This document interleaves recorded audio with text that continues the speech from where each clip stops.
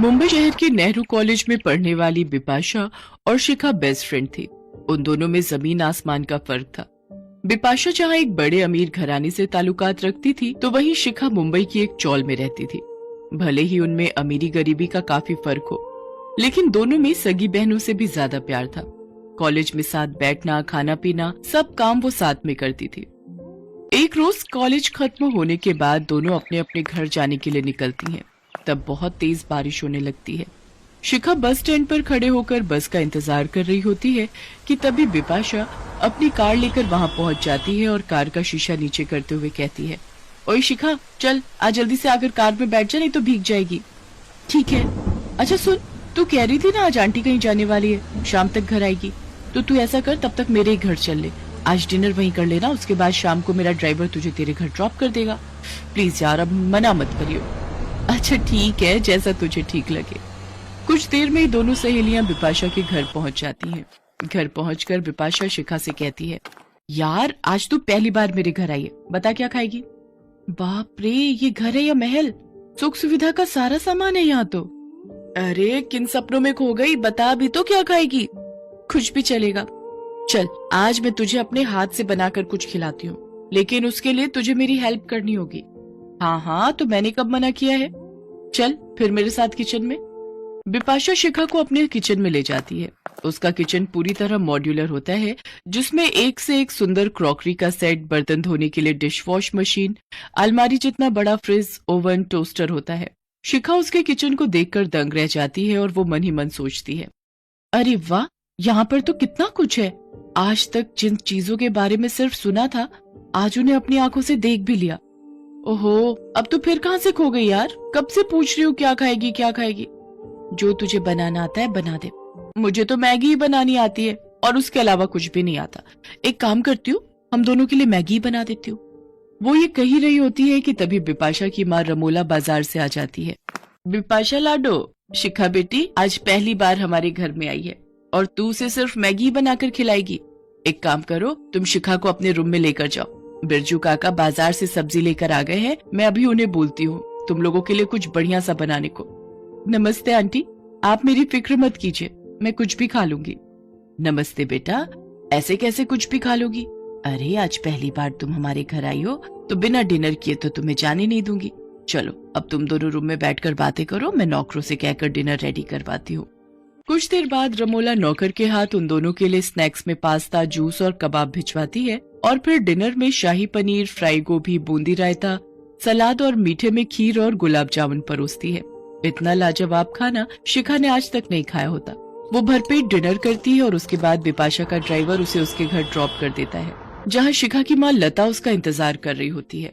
अरे बेटा आ गई, अच्छा हुआ जो तू बिपाशा के घर चली गई थी।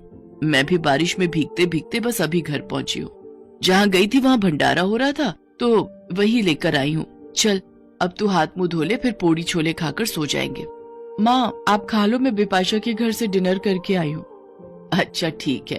अरे ये क्या, बारिश में पूड़ी थोड़ी भीग गई है, तो मैं इन्हें थोड़ा सेक लेती हूँ। बहुत देर तक लकड़ियाँ और उपले लगाने के बाद लता के घर का चूल्हा जलता है। एक कोने में बैठी शिखा ये देखकर मन ही मन सोचती है, कितना फर्क है अमीर और हम गरीब की रसोई में। जहाँ अमीर को खाना गर्म करने के लिए सिर्फ ओवन का स्विच ऑन करना होता है और झट से खाना गर्म हो जाता है, तो वहीं एक गरीब को रोटी सेकने के लिए भी कितनी जद्दोजहद करनी पड़ती है। फिर उसकी नजर अपने घर की रसोई में रखे डिब्बों पर जाती है, जिनमें मुश्किल से ना के बराबर राशन होता है। एक और अमीरों का घर होता है जिनकी रसोई में दुनिया भर का सामान है, जहाँ ये समझ नहीं आता कि क्या खाएं और क्या नहीं। और एक और है ये हम गरीबों की रसोई। ऐसे ही वक्त बीतता गया। शिखा पढ़ाई में काफी अच्छी थी और वो अक्सर पढ़ाई में बिपाशा की मदद किया करती थी। बिपाशा और शिखा के एग्जाम आने वाले थे। शिखा अक्सर कॉलेज खत्म होने के बाद बिपाशा की पढ़ाई में मदद करने के लिए उसके घर जाया करती थी। एक दिन दोनों पढ़ाई कर रही होती हैं, तभी बिपाशा शिखा को बोलती है, शिखा यार मैं पढ़ाई करके थक चुकी हूँ, जाना यार फ्रिज में नारियल पानी के टेट्रा पैक रखे हैं, जरा अपने लिए और मेरे लिए लेते हो। हाँ रुका भी लाती हूँ। इसके बाद शिखा किचन में जाती है और फ्रिज खोलती है तो देखती है उसमें ढेरों सामान जैसे cold drink, chocolate, juice, fruits और भी बहुत कुछ रखा हुआ होता है। अरे बाप रे, ये फ्रिज तो किसी अलमारी से भी बड़ा है और इसमें इतना सारा सामान। ये तो ऐसे लग रहा है जैसे किसी मॉल की कोई बड़ी सी दुकान हो। इसमें तो दुकान की तरह कितनी सारी चीजें रखी हुई हैं खाने पीने की, और एक हम गरीबों के घर की रसोई है जिसमें फ्रिज के नाम पर एक पानी का मटका ही रखा हुआ होता है। ये सोचकर शिखा फ्रिज में से नारियल पानी लेती है और चली जाती है।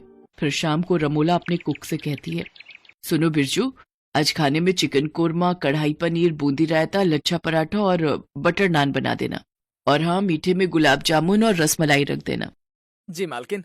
और मालकिन, जो दोपहर का खाना बचा है उसका क्या करना है? अब हम बासी खाना थोड़ी ना खाएंगे, उसको तुम फेंक देना।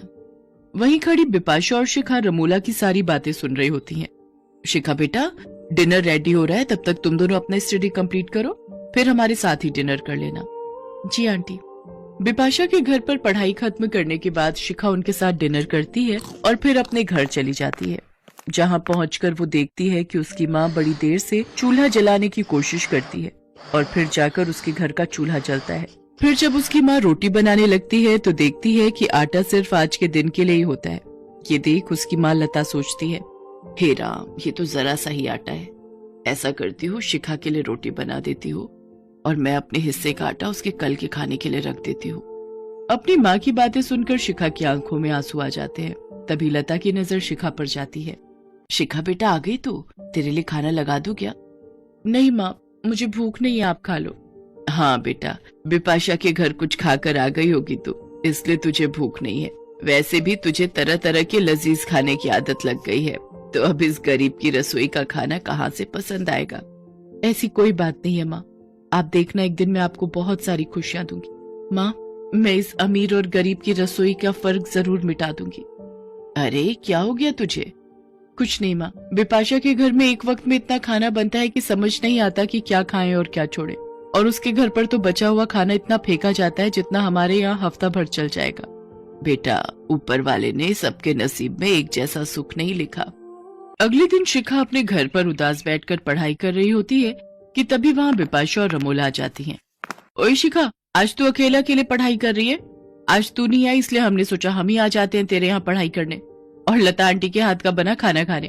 अब तू तो कभी बुलाती नहीं है खाने पर, इसलिए आज मैं और माँ खुद ही आ गए खाने पर। जी बहन जी।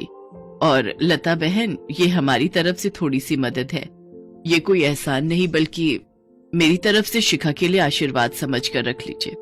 और शिखा बेटा, एक बात हमेशा याद रखना, रसोई चाहे अमीर की हो या गरीब की, लेकिन जब एक माँ वहाँ खाना बनाती है तो उसका मोल कोई अमीर नहीं लगा सकता। अब चले लता बहन जी, खाना बना ले, मेरे पेट में तो चूहे कूद रहे हैं। हाँ हाँ, आइए आइए। इसके बाद वो दोनों मिलकर रोटी सब्जी बनाते हैं और फिर सभी खुशी खुशी साथ में मिलकर खाते हैं।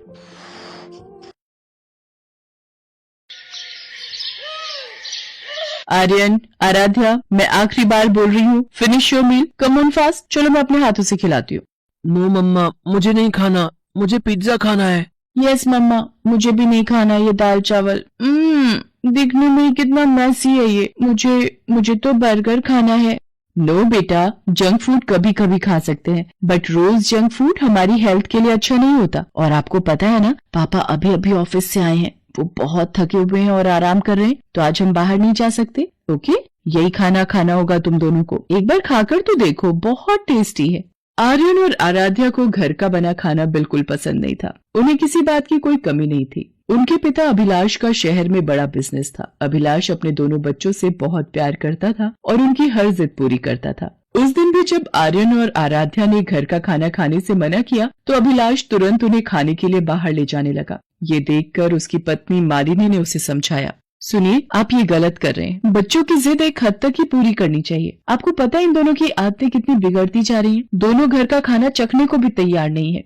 ओफो मालिनी, तुम कुछ ज्यादा ही सोच रही हो। बच्चे तो है, जी लेने दो इन्हें अपनी जिंदगी। तुम भी जल्दी से तैयार होकर आ जाओ। मालिनी हार मानकर बाहर चलने के लिए तैयार हो जाती है। सभी लोग बाहर जाकर पहले आइसक्रीम और फिर पिज्जा खाते हैं।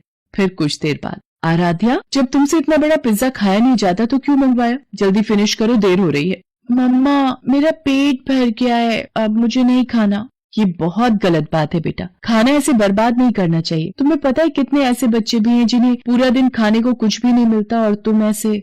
मालिनी, अब बस भी करो। कोई बात नहीं आराध्या बेटा, आप ऐसा करो, ये पिज्जा अपने साथ ले लो, बाहर चलते हुए डस्टबिन में डाल देना। ओके? आराध्या जैसे ही उस पिज्जा को डस्टबिन में डालती है, अचानक दो गरीब से दिखने वाले बच्चे वो कूड़े में से उस पिज्जा को बाहर निकाल लेते हैं और उसे बड़े ही चाव से खाने लगते हैं। उन्हें इस तरह खाते देखकर आराध्या बोलती है, ओह माय गॉड, देखो जरा कितने गंदे हैं ये लोग। डस्टबिन से उठाकर खा रहे हैं। छी, और इनके कपड़े भी कितने गंदे हैं और ये खुद भी कितने गंदे हैं। नो आराध्या, ऐसा नहीं कहते, वो गरीब है बेचारे। तुमने जो पिज्जा बर्बाद करके डस्टबिन में डाल दिया, वो इन बेचारों को देखना भी नसीब नहीं हो पाता होगा शायद। अंदर मैं तुम्हें यही समझाने की कोशिश कर रही थी बेटा। बट मम्मा, कोई इतना गरीब कैसे हो सकता है कि उसके पास खाने के लिए कुछ भी ना हो और उसे डस्टबिन से उठाकर खाना पड़े। सब वक्त की बात है बेटा, सब लोग आपकी तरह लकी नहीं होते। इसीलिए हमारे पास जो है हमें हमेशा उसकी कद्र करनी चाहिए, कुछ भी वेस्ट नहीं करना चाहिए।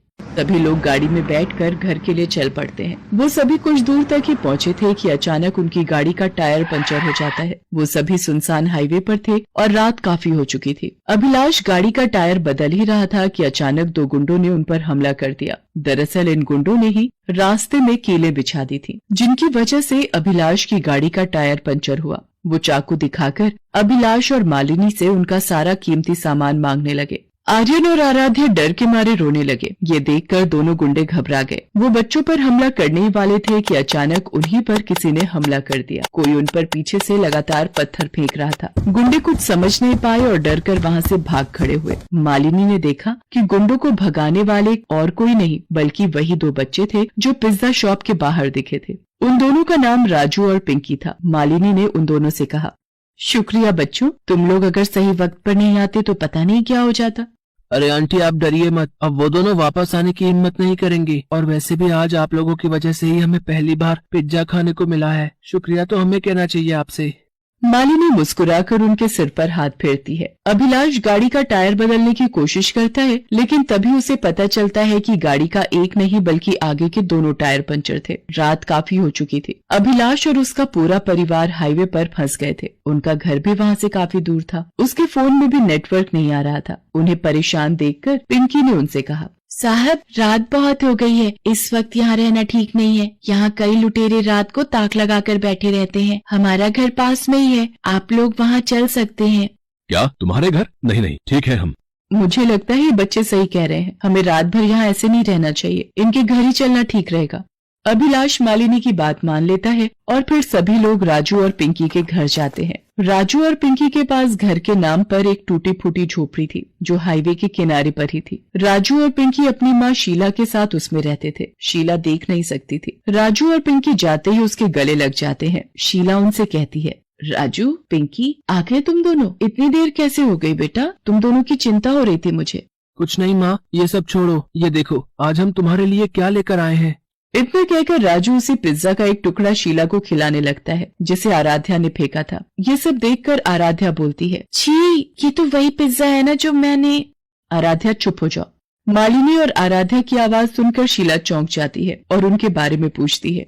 राजू उसे सारी बात बताता है। फिर शीला उनसे कहती है, बहुत अच्छा किया बेटा जो इन्हें यहाँ ले आया। मेम साहब, हमारी झोपड़ी आपके लायक तो नहीं, पर हाईवे पर रात के वक्त रहना ठीक नहीं है। बस किसी तरह रात काट लो। जी, बहुत बहुत शुक्रिया आपका हमें अपने घर में जगह देने के लिए। सच में आप और आपके बच्चे बहुत अच्छे हैं। लेकिन आप लोग यहाँ अकेले, आपके पति वो कहाँ हैं?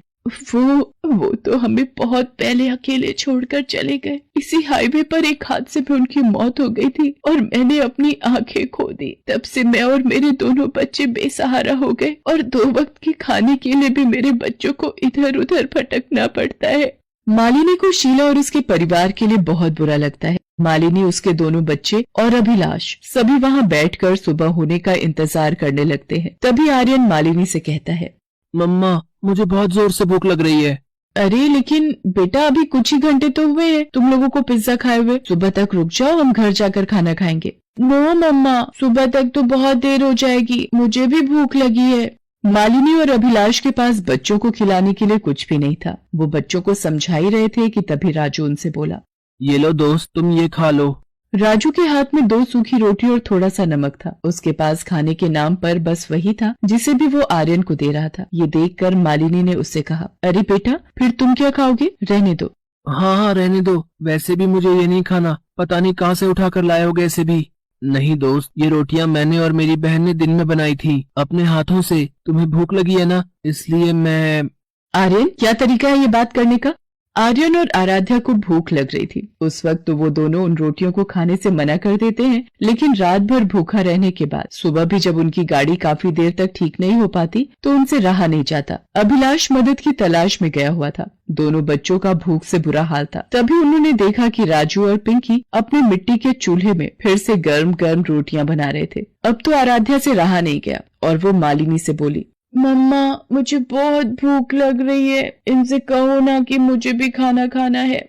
आराध्या की बात सुनकर राजू और पिंकी बड़े ही प्यार से गर्म गर्म रोटियां और नमक एक केले के पत्ते पर रखकर आराध्या और आर्यन को देते हैं। दोनों उन रोटियों को खाने लगते हैं। उन्हें वो रोटियां खाकर बहुत अच्छा लग रहा था। इतने में अभिलाष वहाँ आ जाता है और कहता है, आर्यन, आराध्या, आ जाओ बेटा। देखो मुझे थोड़ी दूर एक रेस्टोरेंट मिल गया। मैं तुम दोनों के लिए बर्गर लेकर आया हूँ।